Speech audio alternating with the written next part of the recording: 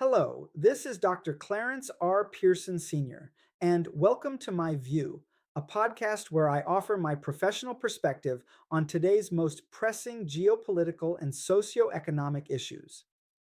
Recently, my attention has been drawn to developments concerning Liberia's National Elections Commission, NEC, and the discussion about President Joseph Boakai's preferment of Mr. Weedor as chairman of the commission. Here is my view on the matter. The referee must be neutral. Liberia's NEC nomination and the test of democratic trust. Liberia's democracy rests not only on ballots, but on belief that the institution counting the ballots belongs to the republic, not to any party. That is why President Joseph Numa Bokai's March 30th, 2026 nomination of Jonathan K. Weedor as chairperson of the National Elections Commission is larger than an ordinary appointment. It raises a foundational question for a post-conflict democracy. Can an election referee be effective if a large share of the public doubts his neutrality before he even takes the whistle? The legal picture is not especially complicated. Liberia's constitution establishes the Elections Commission as an autonomous public commission under Article 89, while Article 90 bars elected or appointed public officials from engaging in activities against public policy or constituting a conflict of interest. The new elections law then places the NEC under 7 commissioners appointed by the president with Senate consent, with one designated as chair. But neither the Constitution nor the elections law appears to contain an explicit clause automatically disqualifying a nominee solely because he previously campaigned for a presidential candidate. That is precisely why this nomination is not only a legal question, it is an institutional one. Mr. Weedor comes to the nomination with substantial electoral experience. Reporting on his nomination describes him as a veteran election administrator who served roughly 16 years as an NEC commissioner and held responsibilities in areas such as administration, procurement, and internal operations. The argument in his favor is therefore easy to state. He knows the institution, understands electoral procedure, and can provide continuity after the resignation of Davideta Brown Lansana, whose departure took effect in mid-March 2026. But technical experience is not the whole of electoral legitimacy. The controversy surrounding the nomination arises from reported public concerns about Weedor's prior proximity to the ruling Unity Party during the 2023 election cycle. Front Page Africa reported that critics, including opposition voices and civil society figures, questioned whether a nominee with such perceived partisan ties could credibly lead the institution charged with regulating future elections. That concern is not frivolous. In election administration, perceived impartiality is often as important as demonstrated competence because the public must accept not only the fairness of the result, but the fairness of the referee. This matters especially in Liberia because democratic peace remains relatively young. The 2023 general and runoff elections were widely seen as an important consolidation moment after the country's civil wars and the eventual 2017 transfer of power through the ballot.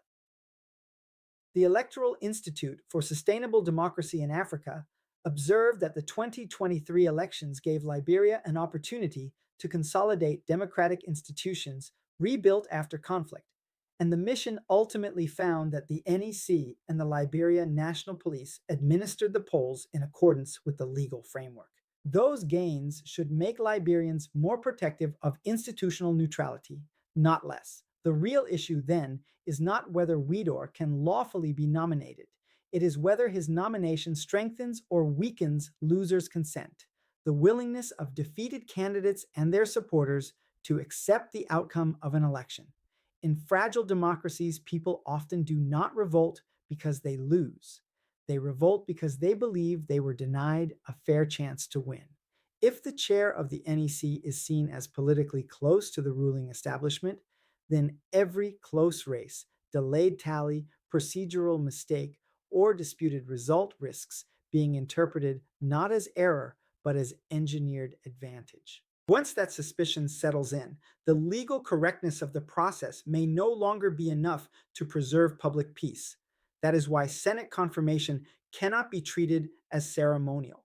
Under Liberia's constitutional design, Senate consent is the principal institutional check between presidential preference and autonomous public office.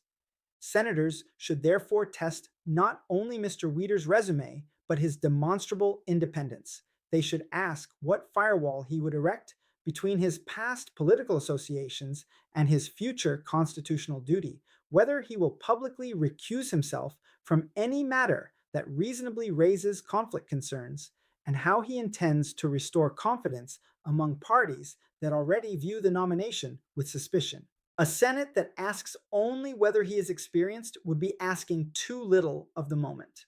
Civil society also has a legitimate role here.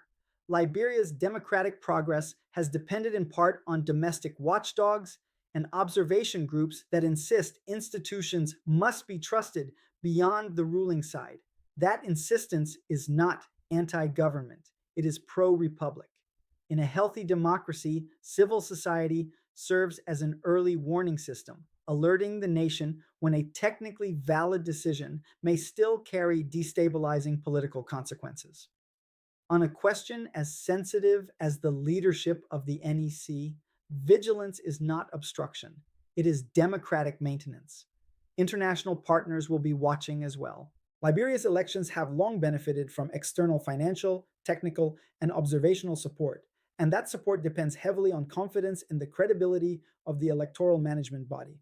If the NEC begins to be viewed, fairly or unfairly, as politically captured, the effect will not necessarily be immediate donor withdrawal. More likely, it will be subtler, but still damaging. Heightened scrutiny, tougher questions, more hesitation, and less confidence in the country's democratic trajectory.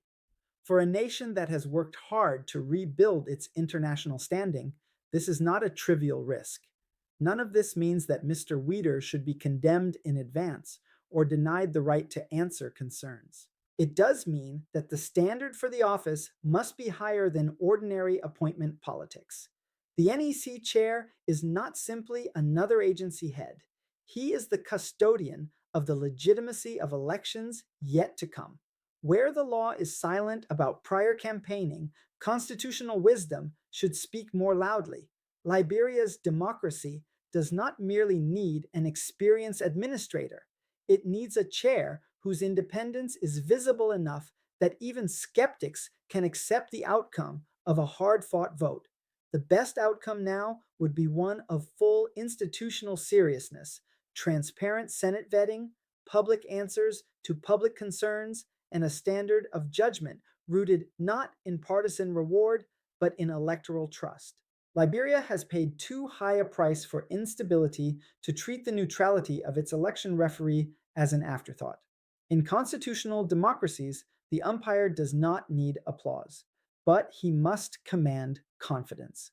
My View is a continuing series where I share informed commentary on a wide range of geopolitical and socioeconomic topics.